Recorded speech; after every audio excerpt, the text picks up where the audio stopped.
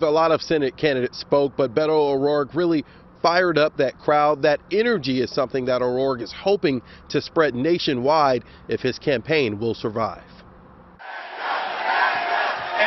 In his Senate run against Republican Ted Cruz, former El Paso Congressman Beto O'Rourke got closer to the Senate than any Texas Democrat in decades. But that message has not reflected in the polls nationwide. There's just so many contenders out there now. Everybody has their own person that they are, leaning towards. So, and he's going to stay in there. O'Rourke says he's in the race for the long haul. And Thursday night in Grand Prairie, he had one focus, a counter rally to President Trump to fight what O'Rourke calls the president's message of fear. That fear that he's trying to use against us, that fear that he directed and drove down to El Paso, Texas, that fear that claimed the lives of 22 Americans.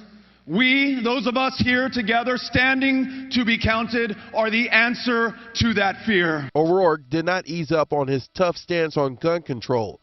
It includes a gun buyback proposal, a tough sell for many in Texas. We have lifted not a finger for universal background checks or red flag laws or ending the sale of assault weapons in this country. Talking about what he calls social injustice for minorities in Texas, O'Rourke touched on two high-profile shootings involving officers in North Texas. Not even a week ago, Tay Jefferson shot in her own home by someone sworn to serve and protect her and everyone without regard to the color of their skin, in the same community where Botham Jean was shot in his own apartment, again by a white police officer.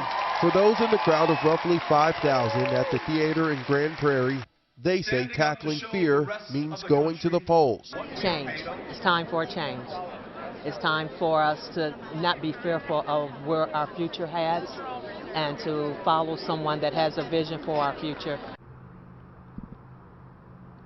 And as mentioned earlier, a lot of Senate candidates, Royce West from the Dallas area, a Houston City Councilwoman, and a number of other statewide elected officials vying to beat and win that Democratic nomination to go against John Cornyn in the Senate. A lot of people fired up here. It's a matter of if the Beto rally can continue nationwide, because he is still not qualified for next month's debate.